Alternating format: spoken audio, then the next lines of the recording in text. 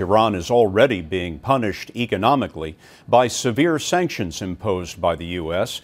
Iran had national elections today, with the hardline government trying to convince its people to tough it out in a standoff with much of the world. Elizabeth Palmer is in Tehran.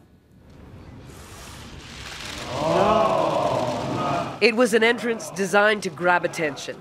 Iran's supreme leader cast a ballot live on national television and sent a message to all Iranians. The arrogant powers, he said, meaning the U.S. and Israel, are bullying us. The regime needed a big turnout today to legitimize its anti-Western stance and its refusal to back down on the nuclear program. There are more than 3,000 candidates running in this election, and yet nowhere will you see the opposition represented. Since the 2009 uprising, its leaders have been jailed and the movement crushed. The tens of thousands of people who took to the streets then to demand reforms have been intimidated into silence. The only protest they could safely make today was to boycott the ballot box.